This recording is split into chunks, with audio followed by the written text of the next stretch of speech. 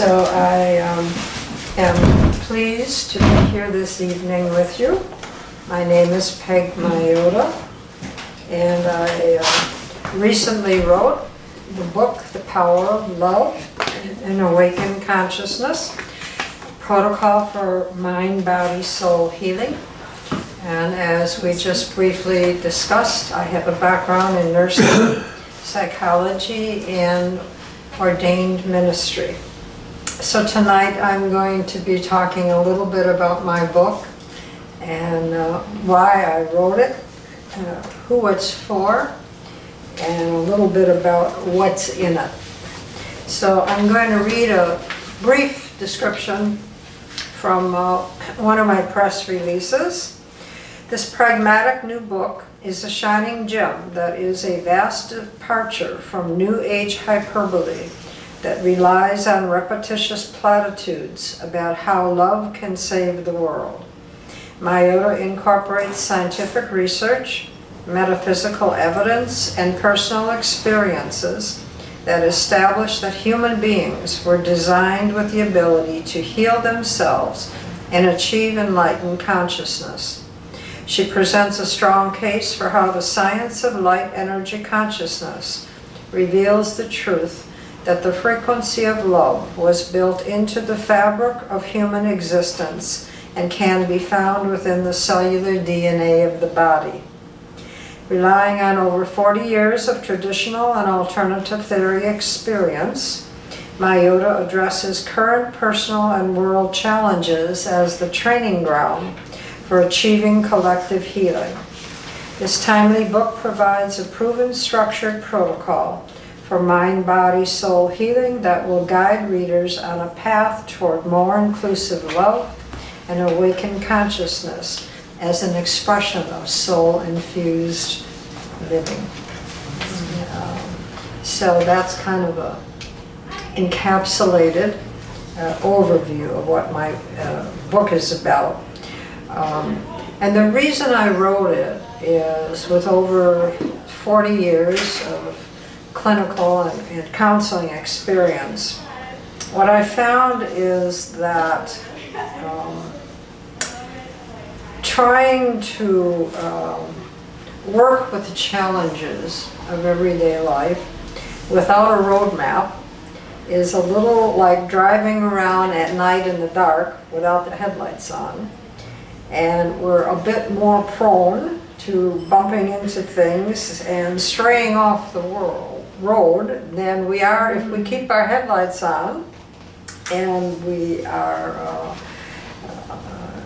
in a place of learning and governing our behavior in accord to the roadmap that is given to us to give us a little bit of direction, literally how to work with life challenges that are really designed to help us reach our highest potential.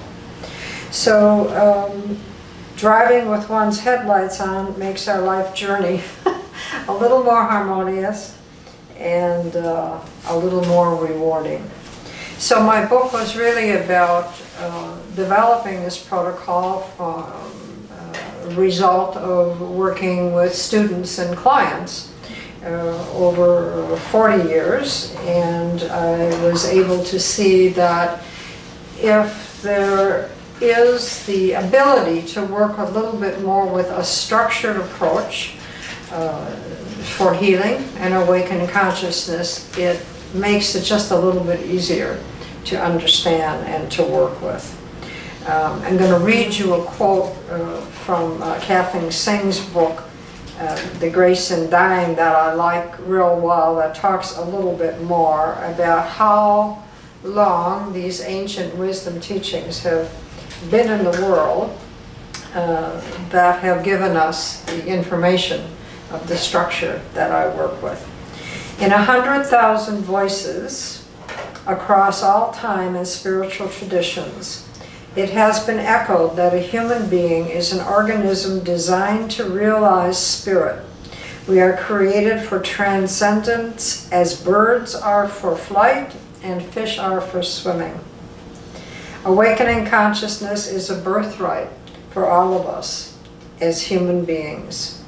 It's a knowable and livable birthright. And unfortunately, most people get lost along the way.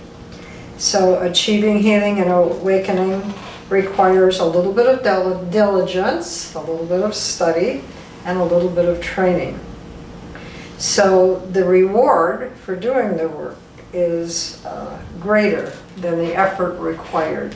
So I know all of you have been doing this work for a number of years, and it really is life across an entire lifetime for all of us, isn't it? So the world's wisdom traditions have literally given us the map and some clarity and insight to know there are stages of consciousness that we are able to acquire, and that's part of our process of human development. So the expansion of one's identity as spirit is not conceived as a doctrine, but must be experienced as part of life, as a state of being. So that's what my book is about, and I wrote it as a resource for those committed to achieving advanced stages of healing and awakening consciousness. Kathleen and I were talking about that a little bit earlier. This book is not for the mainstream, it's the best way to say it. It's for people who have already made some commitment to their lifelong work to expand their process and stage of healing and awakened consciousness. So my book incorporates a creative but a structured protocol for how to begin this journey and how to take it to intermediate and advanced stages. And the one thing that I emphasize in my book is for each of us that is an individualized process. And I learned over time that in both traditional medicine as well as alternative healing, that all healing work must be individualized. One size does not fit all, because each of us is individual, not only in the makeup of our physical body, but also in terms of our soul consciousness and our purpose and meaning for any given lifetime. So we're each uniquely designed with an individualized soul consciousness that really creates our life experiences that allow us to work out in the world karmic patterns and relationship issues that assist us to evolve our soul in any given lifetime. And the greater the challenges we experience, the greater is the opportunity to achieve advanced stages of healing and enlightenment. So each of us contains within ourselves the key to all the mysteries of life, and the formula is hidden literally within the design of our cellular DNA. And that's been what my last 20 years or so research has been about, is to be able to define and share that energy design, if you will, that each of us has within the cells of our body. So my book is written in somewhat of an autobiographical fashion that incorporates not only 40 years of professional experience, but also personal experiences. I wanted to be completely transparent in sharing my personal experience with the process of healing and enlightenment, also to help readers understand that we're all on a similar path, and it doesn't matter what our educational background is, it doesn't matter what our work in the world is, it is the same for all of us. And we are living, certainly, in a transformative period of time, and it's very easy to see the challenges that the world is going through, as well as to experience the challenge in our own personal lives. So what we're seeing in the world today is this process of transformative change literally can be perilous for many people who aren't equipped to handle not only the accelerated incoming light energies that are assisting us in our journey of evolving consciousness, but that can literally create somewhat of a despair about life in some people. I cannot tell you how many people I talk to that say, I don't watch the news anymore. I don't want to be aware of what's happening and how traumatic life is for so many people. And my answer to that always is, if you don't know what's happening in the world, how do you know where to send the love and light to transform the human condition? And so it is part of our responsibility, I believe, in our own process of transformation, that we become aware and stay aware of what's happening in the world so that we can assist those changes to happen. So unfortunately, what we are seeing worldwide is an increase in what I call deaths of despair. And it is occurring across all age levels. We certainly have a way to observe that even locally in our own city, in our own state. So we are finding that people who don't have some awareness of how our personal transformation integrates with changes in the world, find that it's very difficult to psychologically handle traumatic life experiences. You're aware of some of the same statistics that I am. Drug deaths among 18 to 34-year-olds have increased 188%. Alcohol deaths by 69%, suicides by 35% just since 2007. So this gives an indication about how things are ramping up. The energies are accelerating to, again, assist us to reach these higher stages of evolving consciousness, but our own world conditions oftentimes makes that very difficult. Teens aged 10 to 17 have had 134% climb in suicide rates. But here's the interesting thing, that combined deaths of despair were the highest for baby boomers and senior citizens. And I have always found in my practice that the age when most people are more likely to request or look for a little bit of help and counseling or mentoring is about midlife.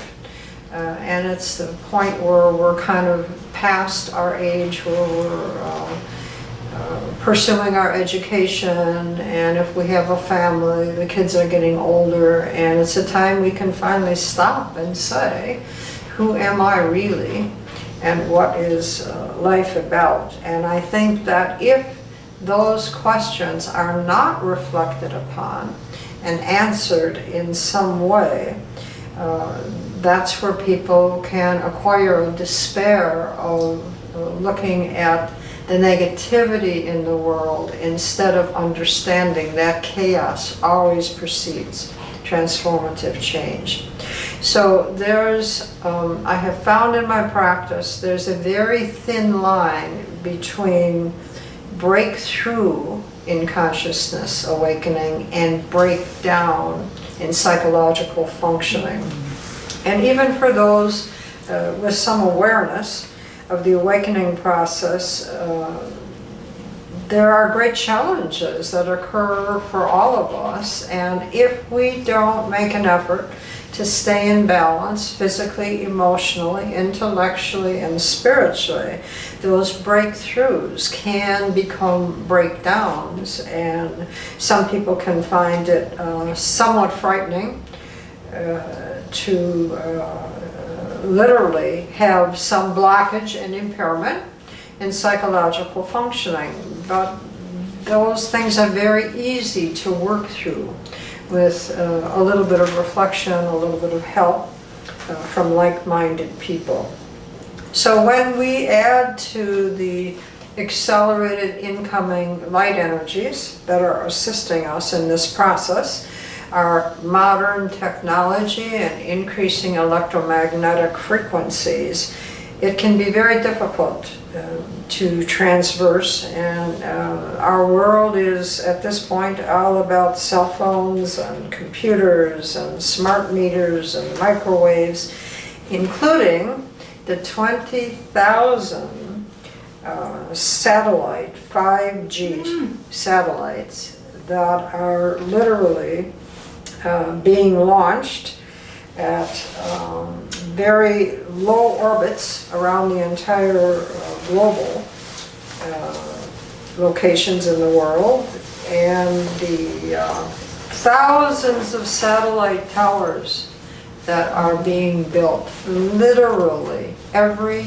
10 houses in the cities, on our light poles. So we are being inundated with both positive and negative frequencies, and we know through a lot of research that these frequencies can cause an imbalance not only in our physical health but in our mental functioning. In fact, there's a bill in Wisconsin that is now before the legislature that is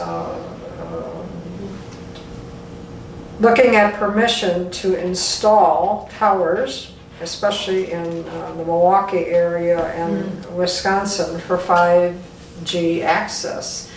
And there are environmental groups that are fighting that, but I have a feeling that technology is going to win out, and the faster you can connect to the internet. And it's not all negative, but you know, we really need to take some responsibility to protect ourselves from some of those negative energies. So we know, research is showing that these increased energies are causing depression, anxiety, taxed adrenal glands, insomnia, headaches, and literally psychological dysfunction. So when you look at the things that are happening in the world, with people becoming mentally imbalanced, and the access to guns, especially here in the United States, it's important to understand what's going on.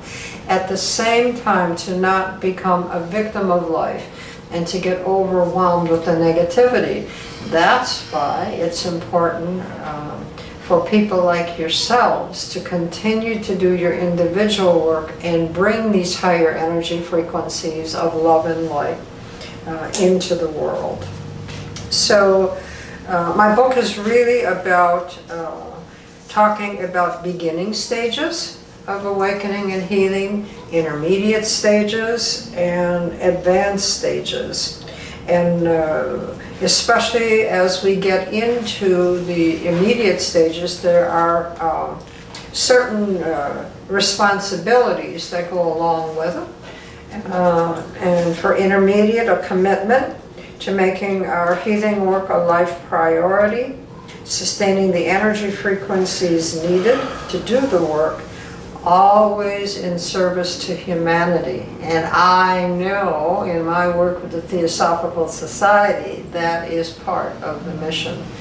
And that's a piece that's missing in a lot of the spiritual teachings, especially the teachings that are a little bit more New Age and don't incorporate the wonderful information and the spiritual teachers and masters that have given the correct mission and map to humanity about the importance of our doing this work for others, not selfishly for ourselves.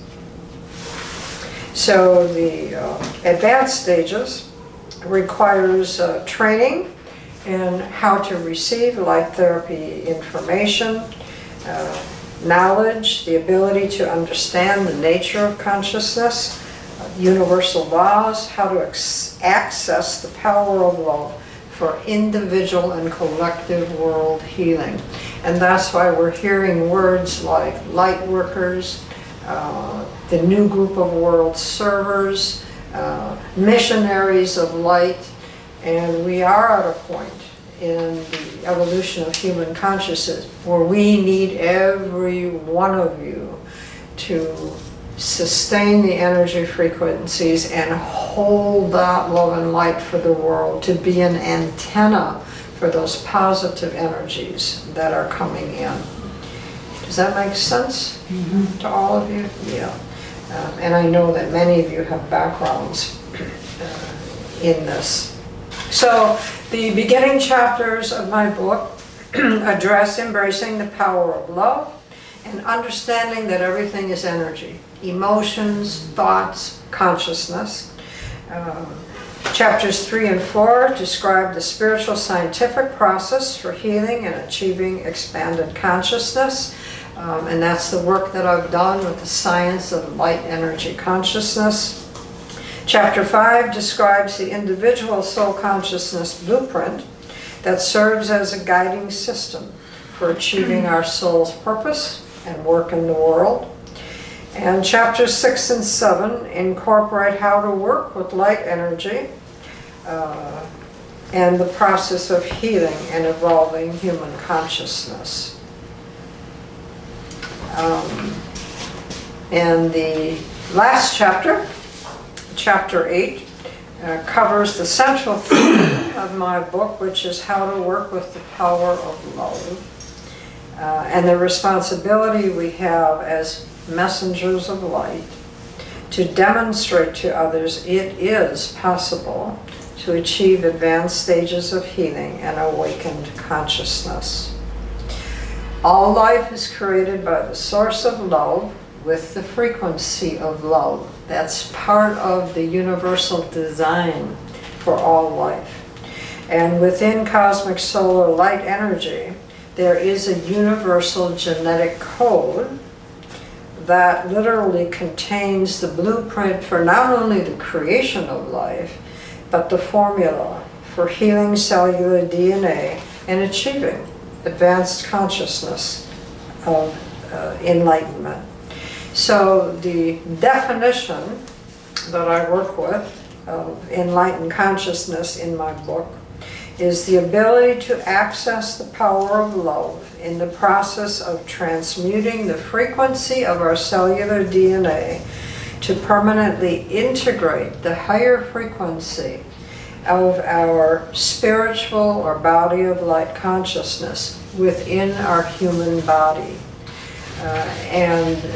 As we have integrated, and I give many examples in my book of diagrams that incorporate scientific, metaphysical, as well as literally the spiritual aspects of the process of enlightenment. And that's the benefit of taking the ancient wisdom teachings and integrating them with the growing field of quantum mechanics, light energy, and all of the wonderful metaphysical information that's been available for all of us.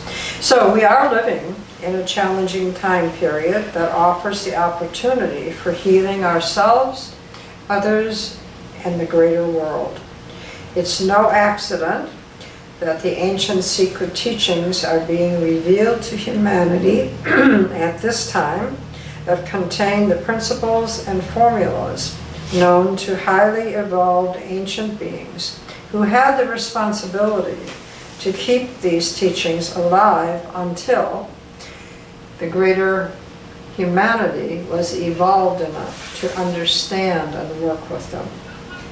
Each of us is now being given the opportunity to avail ourselves of this information and take the responsibility we have as modern mystics to become role models for the awakening process. We must now accept that the sacrifice required to transform humanity is a privilege that we have justly earned as descendants of the lineage of ancient spiritual teachers who have led the way for the transformation of human consciousness.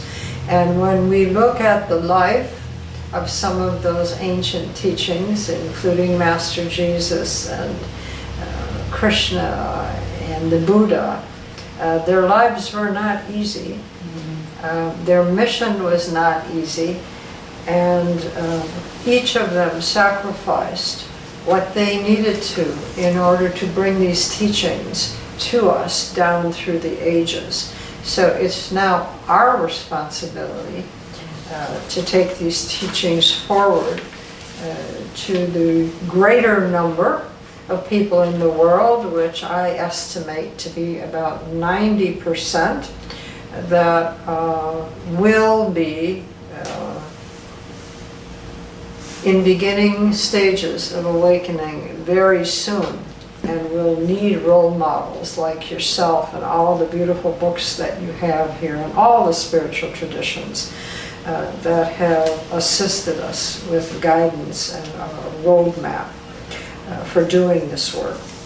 So I'm very grateful for the opportunity I've been given to do my small part in bringing some of this information into the world in a way that I have experienced it, as well as the protocol that I've developed to assist others to both begin this journey as well as to reach intermediate and advanced stages. I certainly am grateful to the many teachers in my life who were instrumental in inspiring me to expand my professional work and to use the knowledge I acquired to express my personal truth. I'm thankful for that lineage of ancient master teachers in the higher realms who have guided me in accessing higher knowings, and the universal principles that form the basis for literally experiencing my personal truth. And I am indebted to the hundreds of clients and students that I've worked with in a very fulfilling career who have helped me to embrace the truth that being of service to others is a privilege that returns far greater gifts than any of those given. And I am eternally grateful to my family and loved ones, both living in the spiritual world, who have been my greatest teachers in learning to give and receive unconditional love. And I'm especially grateful to my advanced students who have shared their experiences, some of them in my book, with the process of healing and awakening. So I'm going to read a quote that I found in a book that was actually written by H. Spencer Lewis, and the book is called Self-Mastery and Fate with the Cycles of Life. He was a great proponent of the Rosicrucian teachings, but I loved what he wrote at the end of this book. Let him who reads this book therefore find it within his heart or within the scope of his rational thinking to lay aside bias and prejudice and come out of the darkness of unbelief or wrong belief and look into the greater truths that are offered by the mystic and the student of true spiritual laws. Read such books as will give you a better understanding of your true relationship to the universe, to God, and to humanity. Discover your own place in the life you are living and in the lives of other beings. Learn the powers that you possess and thereby break through the fictitious wall of limitations that has been placed about you by man-made creeds and modern doctrines. Expand your consciousness until you become attuned with the infinite, where all truths, laws, and principles will appeal to the rationalism of your soul and the wisdom of the divine mind within you. This will bring added degrees of mastership and leadership. Isn't that a beautiful quote?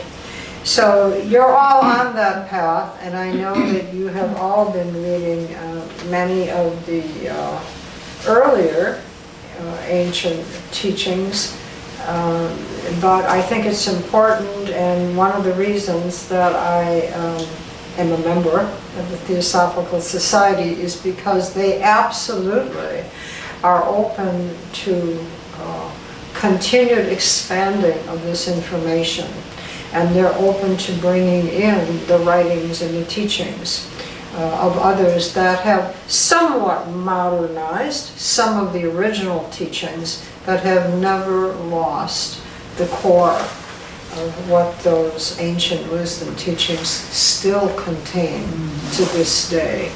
But as the world transforms and transcends, I think the more voices that are added to assist people coming from all different walks of life into this beginning process, the more the better, is my thinking.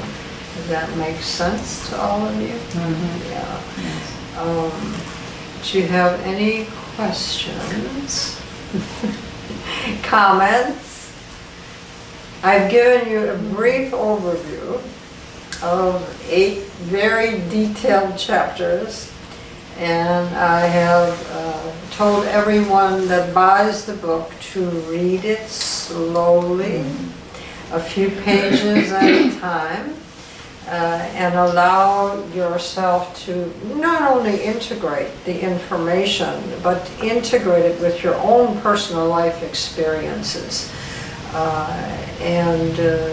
Again, I've received a lot of this information in dreams and meditations, in working with some of my masters, and there may be people that don't have the same perception as I do. It doesn't matter. We all have something to add to this awakening process. And so I was very careful to add a very detailed biography at the end of every chapter, so that people could see this information is in the world.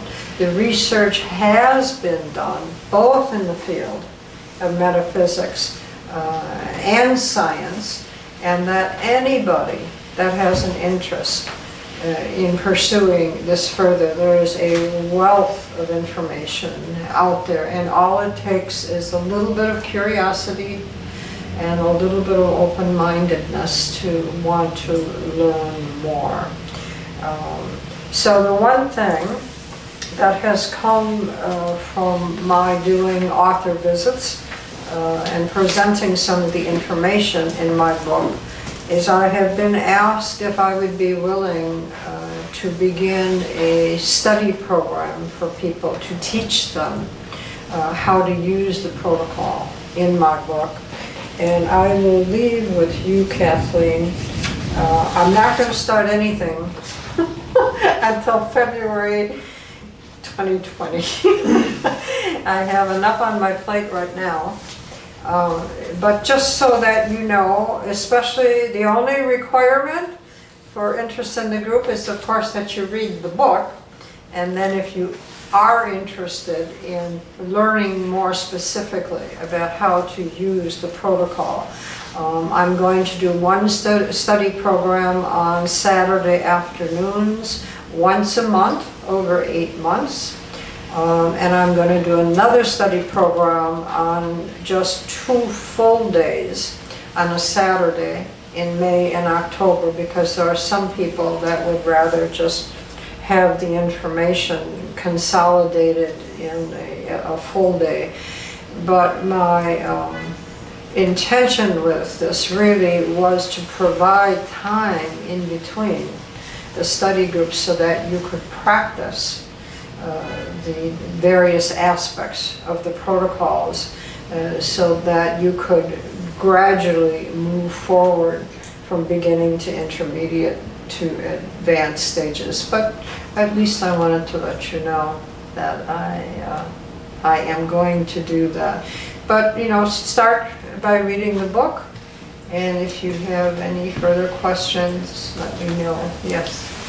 Yeah, I would love to have you delve more specifically into the power of love and the actual changes of the DNA structure, and elaborate as much as you would like on that. I know some people believe that as we change our own cellular structure, maybe we are also healing the wounds of our ancestors. Yeah, I wonder if you knew that as well. And I'm also imagining that it still is true that where two or more are gathered, there's more power. Right. But anyway, if you would like to. That's very insightful, because when I mentioned that there is a unified field, a genetic matrix, a genetic code for the creation of all life and the process of healing and awakening, that design pattern, if you will, incorporates the frequency of love. And when I mentioned to you that we are all beings of love, created by the source of love, that is the driving principle in the creation of all life. And it is symbolized within the DNA of the human body, literally by the spinning force of the DNA helix. And I talk about that quite specifically in the book. And that's where sometimes the field of quantum mechanics help. It's called torque. It's a tension that not only integrates our spiritual and physical DNA, but it incorporates kind of a tension that allows that love frequency to be the propelling factor in expanding our energy frequency and the frequency of expanded consciousness. And what I've learned with all of this, there are specific requirements to live your life with specific principles, qualities, characteristics that represent that quality of love within our human life. And that's what connects us to that energy of the source of love that we were created by. And it is a necessary factor in achieving advanced stages of healing and awakening. And it isn't a matter of just accessing that love frequency. It's about living it and understanding it and integrating it so that we can begin to command that frequency in assisting especially ourselves and our loved ones in the process of healing and awakening. It's a lot of what Master Jesus taught his inner disciples.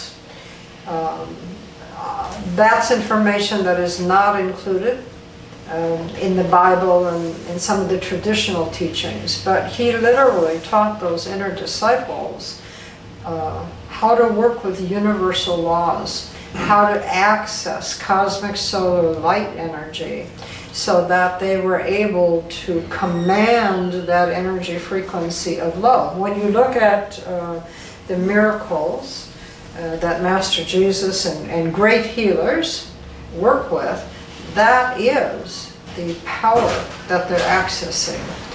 And so this information has been in the world for thousands of years, and the more I delved into what that frequency is, not only in the process of healing, but awakening, I found that it's all part of this formula. And so the more we train ourselves to access that higher knowledge, those universal laws, how to communicate with that light energy consciousness that literally we're integrated with at all times, and then how to, as you mentioned, really work with the collective consciousness in healing karmic patterns that have been instilled within humanity from many of the negative things we've done over the years, okay? And when you look at that pattern, it goes all the way back to Lemuria, Atlantis. So look at the clearing that we're doing with shifting literally collective karmic patterns as well as our own individual patterns. And it really is all about accessing the energy frequency of that unified field matrix that incorporates that genetic lineage. So that's very insightful that you mentioned that. So it takes a little bit of studying to learn what those patterns look like and where they come from, and then how to access them so that we can begin to work with literally that light frequency, and that higher consciousness is a good way to say it. The word gnosis is part of that, and within that are those universal laws and the symbols and the structure that are incorporated in that light energy consciousness that we were all created with. And so it kind of dovetails with this time period of science and spirituality being integrated. I really believe that it is both the field of spirituality and science that are going to bring this information into acceptance generally into the world in these coming years. There's going to be continued massive awakenings, especially beginning in 2025 into 2050. And from there, we will move forward. It's going to take hundreds of years. And so I always tell my advanced students, have patience. It isn't going to happen in our lifetime, so don't have that expectation, but each and every one of you is part of that evolution of consciousness, and you are bringing this energy frequency into higher and higher frequencies into the world for the greater good of all of humanity. It's a heavy responsibility, but you all know this in your heart and soul, or you wouldn't be here, you wouldn't be studying all this wonderful information. And you can see with what's happening in the world right now that it is a pretty heavy responsibility. But at the same time, it's something that we chose. Especially for this incarnation, and you're all here knowing there's access to this ancient wisdom, and it has to be brought forth into the world. Go ahead. In your book, Peig, The Power of Love, you talk about that quite a bit. Do you actually define love? Yeah, I go into detail about there's a big difference between human love and divine love. And it really does have to do with specific qualities and characteristics that we must live our life by. Human love has conditions. That's just the way it is. Divine love is absolute unconditional love, and it incorporates very specific qualities that are directly related to universal laws, including compassion, acceptance, forgiveness, and the information has been around for a long time, but I put it in a context where human love is difficult because it is conditional. It's a part of the package, and we learn incredibly through loving relationships with others.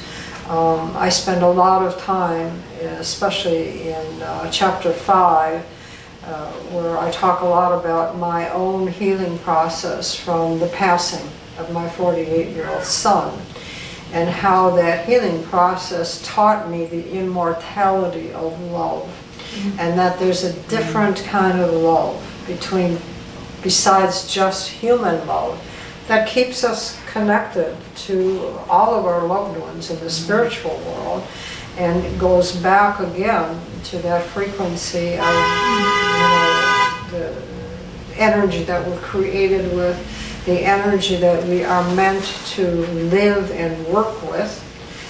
And so, the bottom line is, if we can't demonstrate unconditional love, we are not going to be able to transform ourselves in the world. And so that's why even in the overview that I read for you, we can't just give platitudes, love should be unconditional. What does that mean? How do we need to live our lives? How do we access that power, that frequency? And how do we learn to command it as an energy frequency? And so I go into a lot of detail of that in my last chapter, especially, and I integrate that with the ancient wisdom teachings and the many, many resources that give access to not only what that frequency is, but how to access it and the structure for it and so forth. Thank you. Good. Are we at our time? We Close. have about 8 minutes. Oh, we're doing well. We're doing well. Yes. If someone wanted to get a copy at a later, what would they do? To get a copy of what? Of the book. You can buy it here tonight. At a later time, what would they Yeah. Otherwise, it's on Amazon. do? Amazon. In both paperback and Kindle. My daughter-in-law said to me, "Mom, you have to put it in Kindle."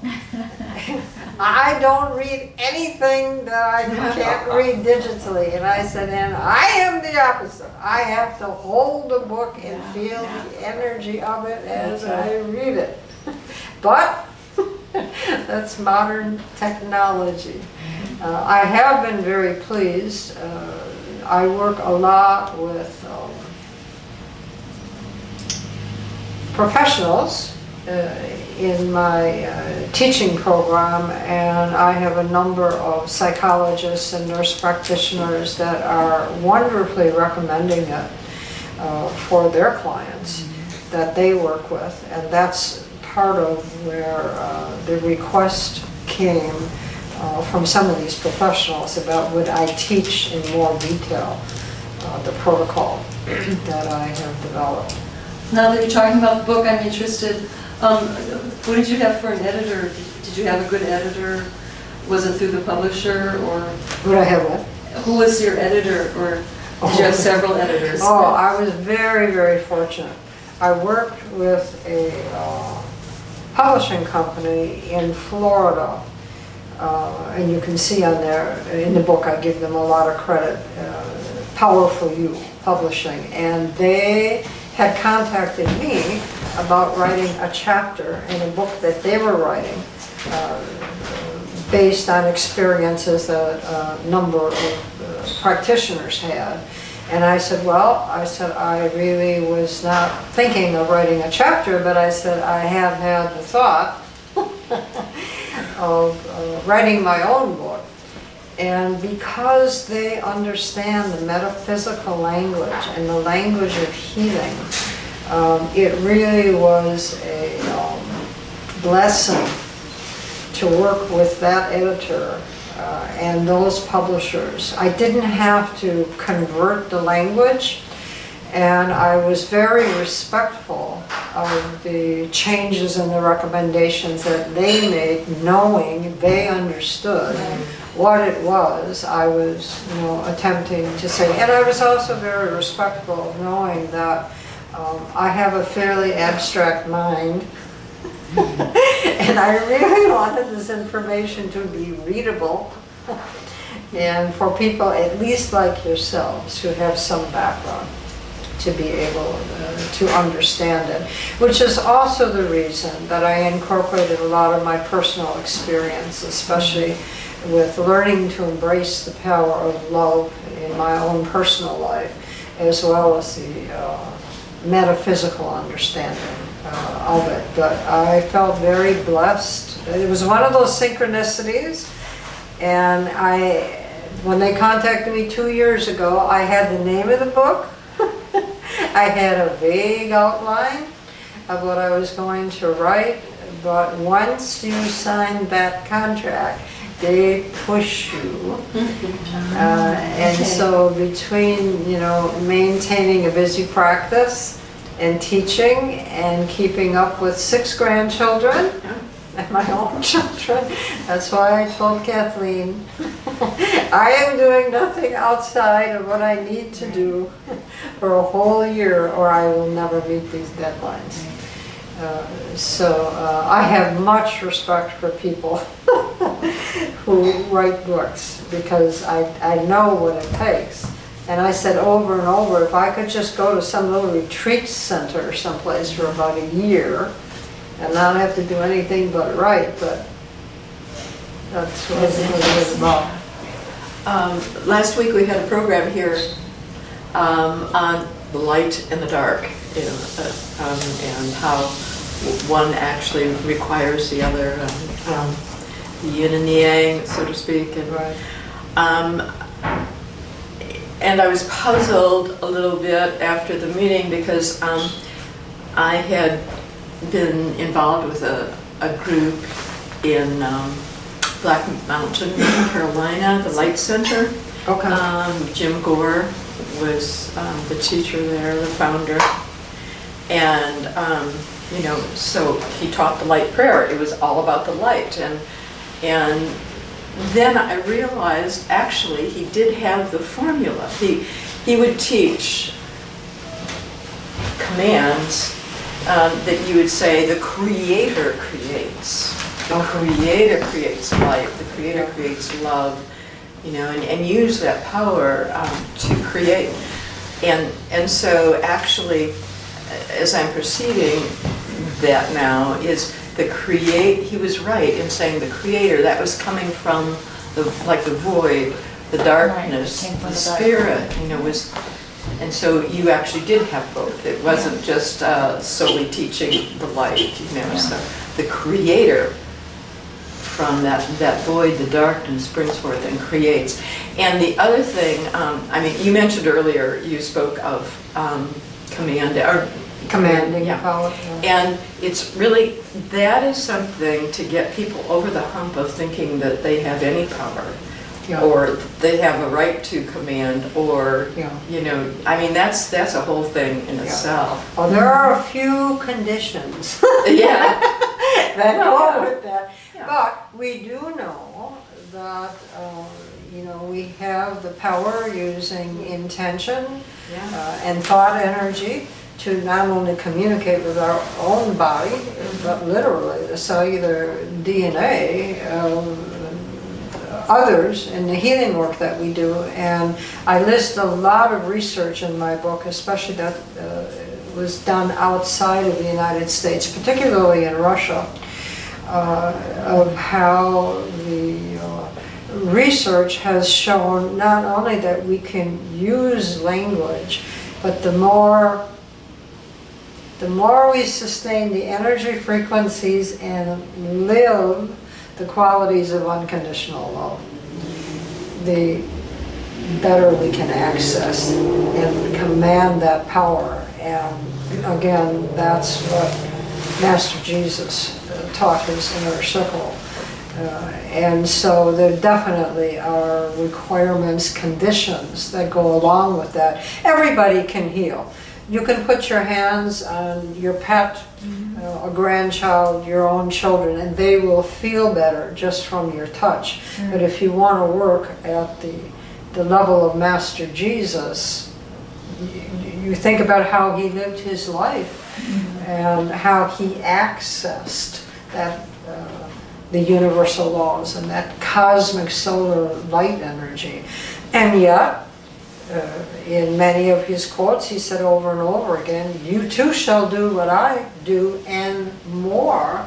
So he was giving us truly the formula and saying that if we apply ourselves and take the time, the training, the study, and the experience of it, we can do that. I'm out of time. It's 8 o'clock. And all is well. How sad. Thank you so much, Peig. It was wonderful. Good. And I'm glad I you can't enjoyed wait to start reading your book. Well, there's a lot of information in that book, and I would encourage you to read it as a start, and then if you're interested in any further study, you can let me know. Kathleen's got the dates. Yes, and we have some books on the back table there if you'd like to purchase one. Yeah, I brought a few tonight, and they're $25, and you can also access them on Amazon. Sure. So. So we like to finish our meetings with